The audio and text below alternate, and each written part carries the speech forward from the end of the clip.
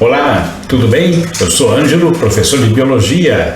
Hoje eu quero falar com vocês sobre a declaração de Xuxa, falando de testar medicamentos em presidiários, falar um pouco sobre o BBB e a pífia participação dos representantes da etnia negra, e também vamos falar sobre ética, falar de bioética e também, quem sabe, até um pouco de política.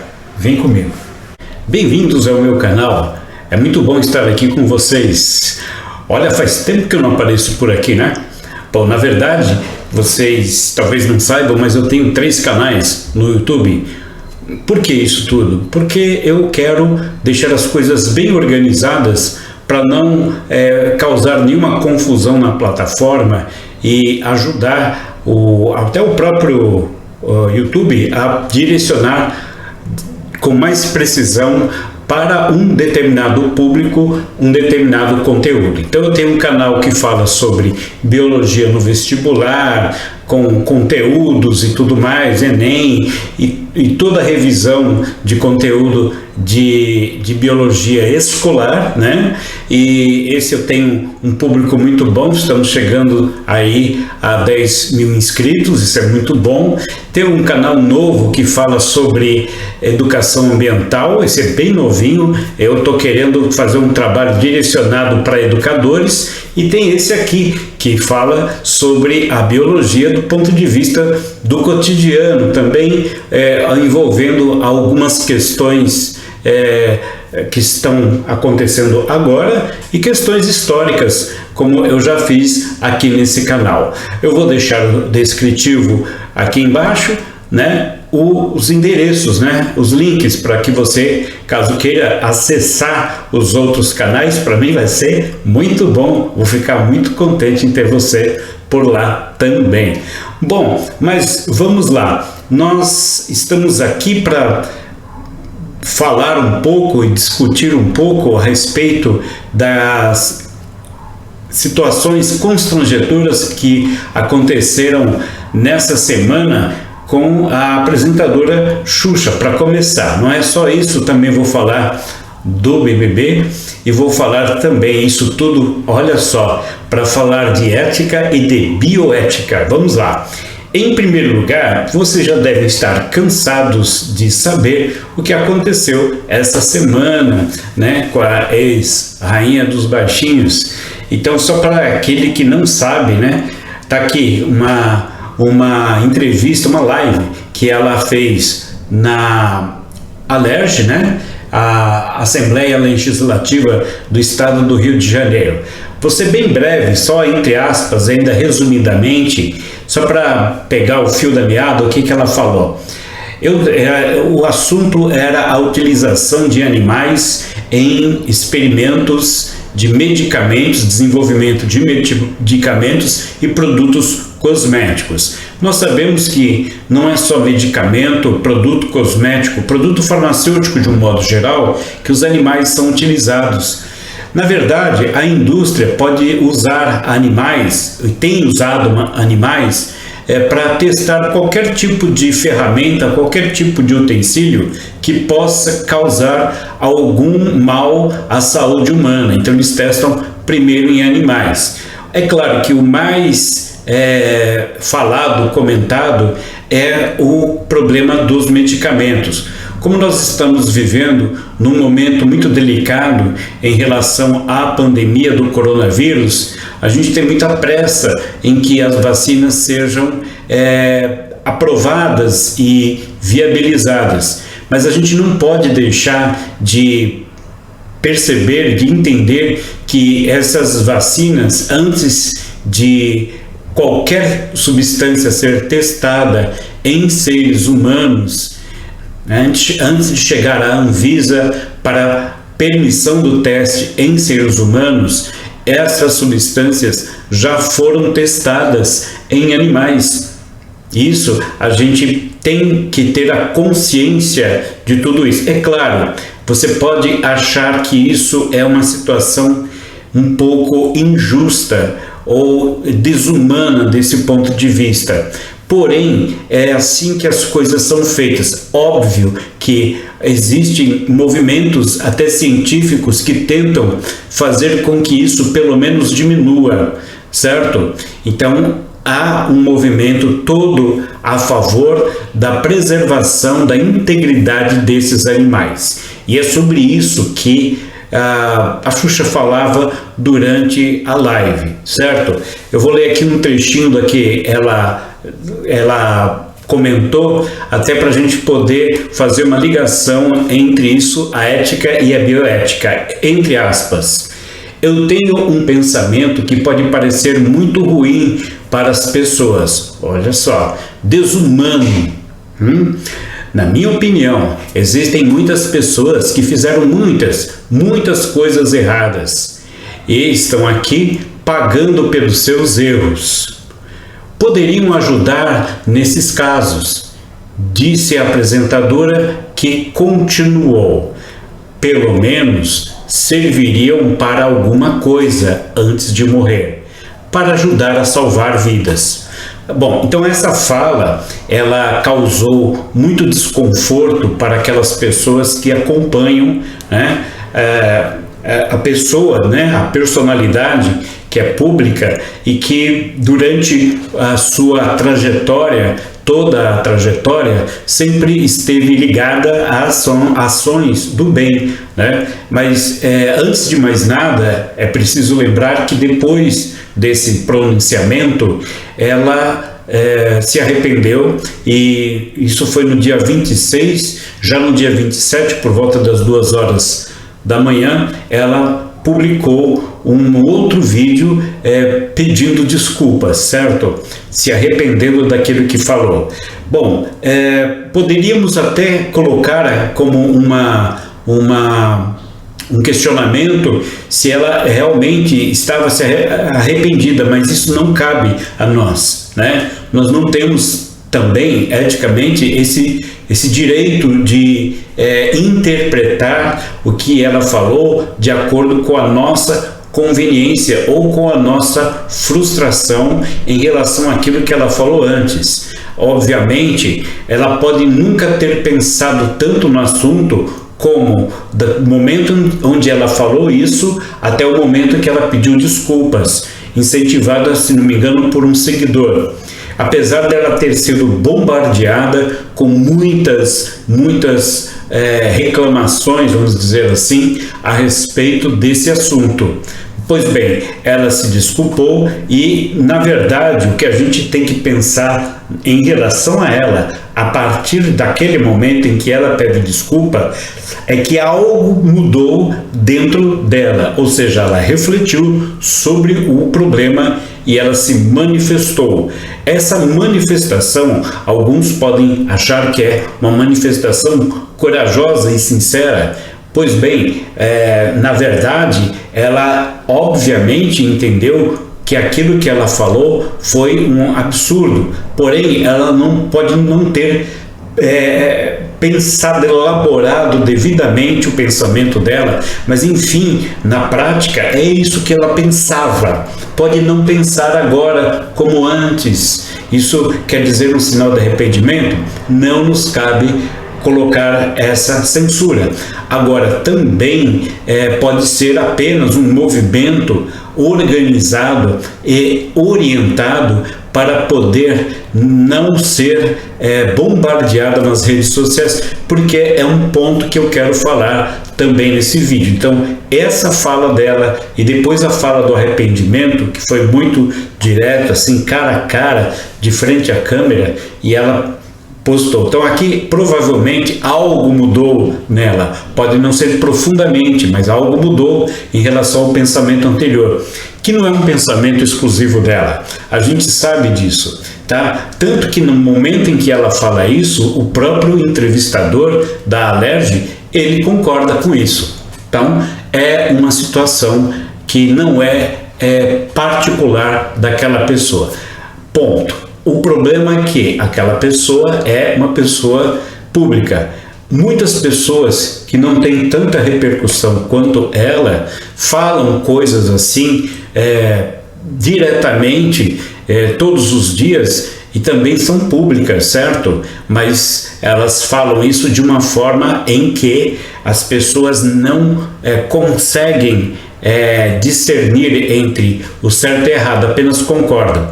Não podemos esquecer, por exemplo, daquele massacre que teve no Carandiru, em que 111 homens foram mortos, foram executados, né? E depois pelo poder público, e inclusive um deles que comandava, o comandante deles, tornou-se político, né? Usando esse discurso, e foi eleito. E inclusive ele era do antigo, se não me engano, PDS, né? Que era o número 11, e ele usava o número 111 como número de candidato, ou seja, que é para associar os 111 mortos com o 111, que é o número dele como candidato. Veja, ele se beneficiou daquele que ele fez, e no entanto as pessoas votaram nele e elegeram ele como deputado, e ele teve carreira política depois disso. Então veja, é uma situação de que é uma questão também ética, do ponto de vista de julgar este e aquele de formas diferentes. Ok, mas a gente não sabe exatamente o que se passa na cabeça das pessoas até que elas falam aquilo que realmente pensam, e depois podem refletir e até pensar de uma forma diferente, como eu acredito tenha acontecido com a apresentadora, mas que não aconteceu com o deputado, tá? Então vejam bem essa situação. Bom, enfim, pode parecer desumano um trechinho da fala dela. Sim, não é que parece desumano, é desumano, certo? É desumano, certo? Muito bem. Isso contribui até para que as pessoas fiquem contra o direito dos animais, certo? Colocando num patamar, numa mesma balança, quer dizer, é mais honesto, é mais nobre cuidar do animal do que do ser humano, tá? Isso alimenta uma terceira onda de comentários que também não faz muito bem à nossa sociedade. Poderiam ajudar nesses casos, tá? Pelo menos serviriam para alguma coisa antes de morrer. Significa que deu a entender que essas pessoas não servem para nada. Então esse é o pensamento de muitas pessoas, inclusive, gente, pessoas que faziam bem, né? Até que se prove o contrário. Ela mesma é uma pessoa que, pelo que mostra, né, na mídia, nos meios de comunicação, ela faz mais bem do que mal. Quer dizer, o mal que ela faz é o mal que qualquer um de nós é capaz de fazer, mas o bem que ela faz é bem maior, tá? Tem lá um instituto que ela toma conta há muitos anos, etc. A gente sabe que esses institutos, tá? O Neymar tem instituto, tem vários institutos de políticos, tem institutos e tal, e aquilo ali também pode ser até mesmo uma jogada na verdade, de imposto de renda, mas na verdade porque as pessoas ganham muito dinheiro. Mas é uma questão que a gente tem que analisar desse ponto de vista também, tá? Bom, direitos humanos são direitos que ela falou, bom, logo é capaz do pessoal dos direitos humanos vir criticar. Bom, isso faz a gente analisar um pouquinho essa parte de direitos humanos.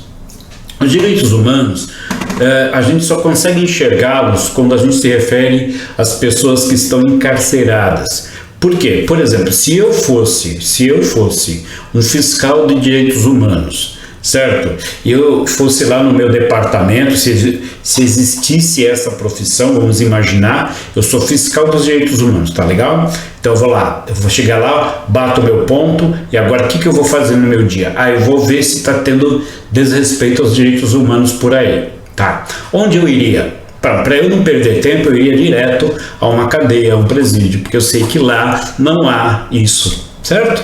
Então, né? Então, quer dizer, na pessoa encarcerada é mais fácil de você enxergar o rompimento do acordo dos direitos humanos. certo? É mais fácil do que você observar por aí na rua. Por exemplo, quando você vê uma pessoa que não tem onde morar, não tem onde dormir, isso fere aos direitos humanos. Quando você, num momento como esse, por exemplo, procura um hospital e não consegue atendimento, isso fere os direitos humanos.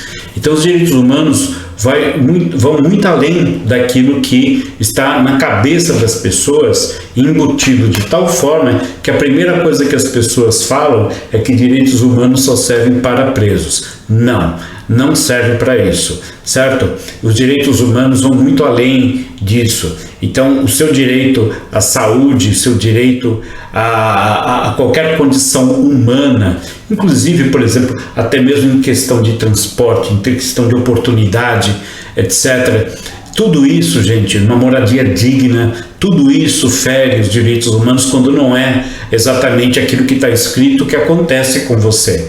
Então existe sim uma condição humana muito delicada para a gente discutir. Então não é só na cadeia que se vê, é que no homem encarcerado você já está lá, você já está vendo o que está acontecendo, certo? Então estou dando um exemplo. Se eu fosse um fiscal, eu não ficaria perambulando por aí, tentando fiscalizar, eu iria direto a um foco bem simples. Se bem que hoje eu poderia ir no hospital também, não só hoje, mas principalmente nos dias de hoje, eu iria ver muitas coisas erradas em relação aos direitos de uma pessoa como ser humano, certo?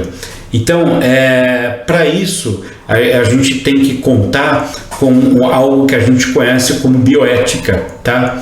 O princípio de bioética que faz com que as pessoas utilizem substâncias químicas, né?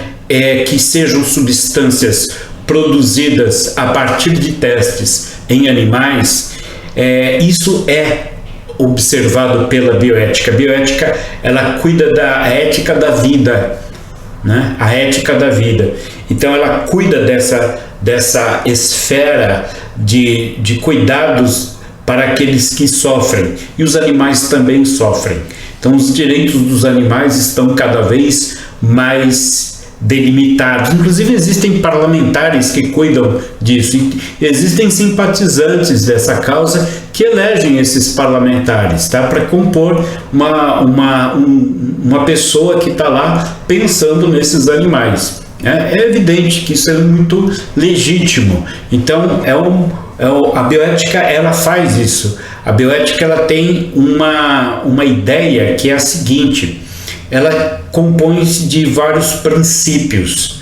Um dos princípios importantes da bioética é o princípio da beneficência.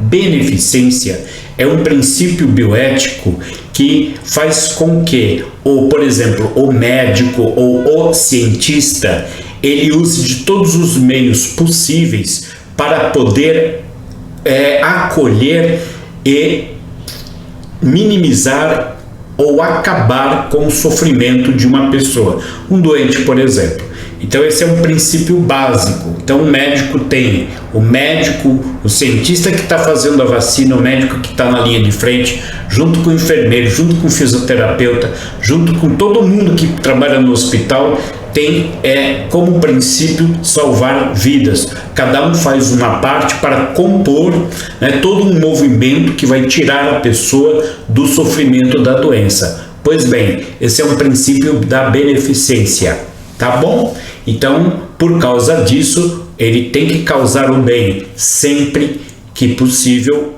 e usando todos os recursos que estejam ao seu alcance. Agora, de uns tempos para cá, que eu estou dizendo assim, século XX, século XXI, o desenvolvimento da ciência foi muito grande. Então, o que aconteceu? Você pensa, por exemplo, na invenção da penicilina, que é um antibiótico de vacinas. Por exemplo, a vacina agora ela é feita com engenharia genética, a própria biotecnologia. Os recursos foram tantos que, para causar o bem da pessoa, os profissionais têm tantos recursos tecnológicos disponíveis e eles podem causar um trauma na pessoa.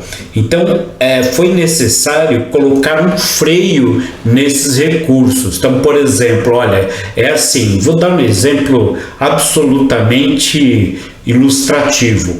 Você é um paciente, eu sou médico, eu vou falar até você, olha, eu tenho aqui, nós temos como solução, né, amputar a sua perna para que você fique bem, tudo, mas isso é uma coisa muito radical. Sim, mas nós, sabe? Então, ou então, olha, nós temos uma droga nova que nunca foi usada em pacientes hospitalizados, só em grupos de pesquisa fora daqui, vamos tentar, tal, você concorda? Então, existe um aparato tão grande de substâncias e de tecnologias mecânicas, radiológicas, né, bioquímicas, que fazem com que o médico seja servido, né, de um arsenal tão monumental de coisas que, na verdade, o paciente precisa também se resguardar um pouco, se proteger um pouco. Aí vem um outro princípio. Seguindo ao princípio da beneficência, o médico vai usar todos os recursos, peraí, mas o paciente também tem seus direitos, que é o princípio da autonomia. Então, aí vem o princípio da autonomia, porque senão o cientista, o médico, etc., eles se tornam semideuses, eles simplesmente te viram ao avesso para te curar, certo? Então, você pelo menos tem que saber, ser informado e, em alguns momentos, concordar com aquele procedimento.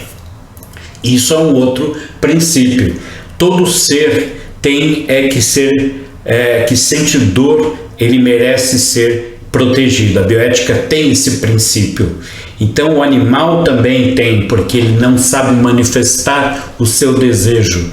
Então é mais difícil, porém ele é uma entidade biológica que consegue manifestar a dor, não com palavras, mas com gestos e com sons.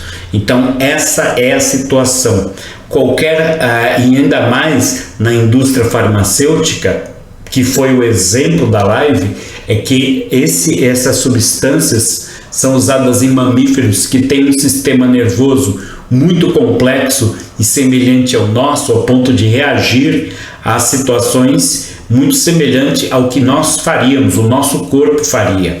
Então essas são situações muito, muito delicadas. Então existe toda uma natureza de procedimentos que cuidam desses fatores. Então é necessário que se tenha cuidado ao se debater esse tipo de situação, mas a gente tem que concordar que a pessoa que debate esse tipo de situação, ela é uma apoiadora de um movimento, ela não é conhecedora. Vejam, porque senão a pessoa se coloca numa situação difícil. Ao defender os direitos dos animais, mostra que desconhece os direitos humanos, tá? Então, mas é uma pessoa que vem de uma espécie de redoma social, que é a televisão. Como por exemplo, outros canais que estão se multiplicando por aí, já visto esse que eu estou usando agora. Agora, veja, a ética, como a gente tem aqui como um princípio, a ética, ela indica os modelos de comportamento, tá? Esses modelos de comportamento, eles são baseados em modelos de pensamento e de experiência, que são típicos de uma população, de um grupo social, numa determinada época. Veja, assim como ela mesma falou uma coisa e depois pediu desculpas, significa que ela, de sã consciência, jamais vai colocar em prática aquilo que ela fez, certo? Ou seja, o tempo, ele acomoda, não é mais hora de falar dessa forma. Esta forma de falar é uma forma que não torna o ser humano melhor, ao contrário, torna pior, certo? Muito bem, por falta de direitos humanos, lá onde as pessoas vivem na miséria, é que vai os direitos humanos lá na cadeia para poder cuidar daqueles que estão encarcerados. Pois bem, então a ética, ela tem uma determinada época. Então vamos pensar numa outra situação. Notem, por exemplo, que nós estamos vivendo aí uma edição do BBB, né? Big Brother Brasil. E eu quero falar um pouquinho do protagonismo dos negros, né? Que quando você vê uma imagem do grupo inicial, tem bastante gente de pele negra nessa edição.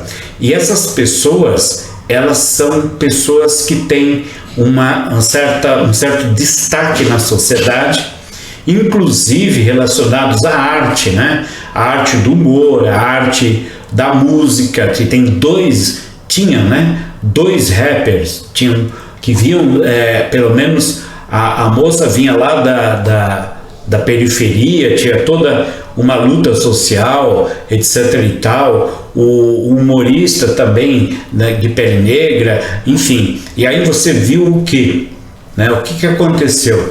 Existia uma representatividade naquele elenco inicial que era muito próximo daquilo que representa o negro na sociedade, que era maioria. Então ali você tinha uma grande, não sei se é a maioria naquele grupo, mas uma grande quantidade que era representativo, né? E o que aconteceu, né? Você viu ali, por exemplo, negros humilhando negros, houve um protagonismo às avessas, ou seja, uma oportunidade daquelas jogada fora, que faz a gente pensar no quê? Na ética, como uma situação ética empresarial. Então vamos pensar, o que estava pensando a empresa quando colocou aquelas pessoas ali? A origem daquelas pessoas contribuiu para que elas estivessem ali. Porém, elas não agiram como deveriam ou como se esperava, não como deveriam, porque elas têm livre-arbítrio, mas não como deveriam ou como se esperava, né? Como se esperava.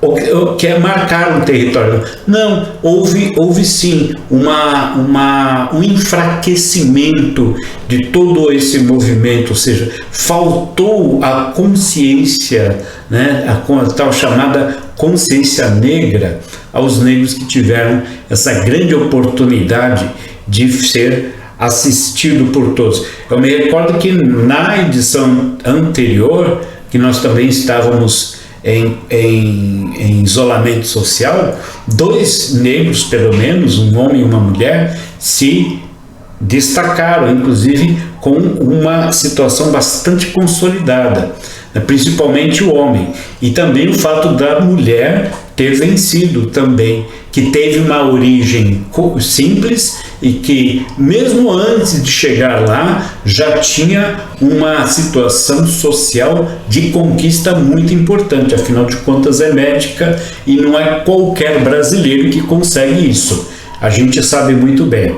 Então o protagonismo foi, puxa, o que você olha agora? Tá? Por exemplo, quando você olha a imagem ou vê trechos de propaganda, porque assim, eu me alimento de comentários de propaganda, não há necessidade de assistir.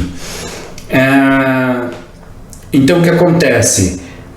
Houve um clareamento no elenco, né? Houve um clareamento do elenco. E os que eram os representantes, né, dos negros naquele programa foram mandados embora, inclusive com bastante determinação do público, porque não representavam sequer, né, uma humanidade que se esperava, a humanidade que vem do humus, né, que vem de terra, né? Houve um desligamento da terra e uma colocação assim na estratosfera de semideuses de pessoas que conquistaram o mundo e que agora tinham que esmagar e detonar e destruir aqueles outros que não fossem iguais a eles. Olha o que deu nisso tudo que aconteceu. Bom, mas aí a gente sabe, né? Veja, o que eu estou querendo dizer? Estou querendo colocar que a anterior que eu falei, a apresentadora, que foi criada, desenvolvida e, de certa forma, fez parte de uma vitrine exclusiva, um catálogo de uma das maiores emissoras de televisão do mundo. Estava lá no catálogo, ela era a estrela, ela era a rainha dos baixinhos, depois virou nossa rainha, que também é um lance de marketing, quer dizer, ela deixou de ser dos baixinhos, passou a ser geral, e de repente sai daquela emissora e isso sucumbe e agora aparece vez ou outra com algum discurso um pouco, às vezes, desconecto daquilo que era o auge da sua carreira anterior, que nunca chegou a convencer aqueles que não eram baixinhos naquela época, sinceramente. Mas está aí, então mostra-se humana, né, errando quando está fora do quadrado, né, do formato televisivo, assim como essas pessoas que estiveram nesse reality também não têm o contorno e a previsão, a previsibilidade da emissora da televisão. Eu não era baixinho quando ela era a rainha dos baixinhos, eu sou baixinho até hoje, mas eu já tinha uma certa idade e já não gostava muito bem daquelas coisas que para mim já eram infantis, afinal de contas eu já até trabalhava. Mas, enfim, o que aconteceu? É a mesma coisa que essas pessoas que vão em shows de Sandy Júnior, por exemplo, vestindo aquelas roupas de adolescentes, sendo que tem agora 40 anos de idade, uma coisa absolutamente estranha para o comportamento de uma pessoa. Então, esse universo de televisão, internet e tudo mais, deixa a pessoa com essa característica estereotipada, essa mentira, essa enganação de que é tudo lindo e maravilhoso e tal, e na verdade não é. Eu sou mais antigo ainda, da época do Chacrinha, quando a gente fala, eu li aqui, ó, a ética está relacionada, elas têm mudanças de acordo com o seu tempo. Eu, por exemplo, quando era criança, passava na televisão o Chacrinha, que é a emissora que o colocou como o maior comunicador da televisão brasileira, né? Um ícone da comunicação brasileira, certo? Era uma pessoa que se vestia como um palhaço e certo? Divertia as pessoas, mas que também cantava as musiquinhas homofóbicas, né? Quem não se lembra daquela época da cabeleira do Zezé, né? Certo? Então tinha aquela liberdade. A própria Xuxa mesmo falou que fez coisas nos programas dela que seriam inconcebíveis hoje, certo? O Chacrinha também. Ele viveu numa época em que podia tirar sarro e tudo bem, era uma coisa. Eu me lembro do Carlos Imperial, né, lá no programa dele, como aquela figura do jurado malvado e exibido para arrancar vaias do público, falava das suas lebres, né? Ele já é um senhor grisalho, né, de seus, sei lá, 50, 60 anos, não sei que idade tinha na época o Carlos Imperial, mas dizendo que estava saindo com a lebre de 14 anos. Isso passou na televisão aberta, na TV brasileira. Hoje é um absurdo, então as coisas mudam, vocês viram? As coisas mudam, mas uma coisa tem sido bastante clara.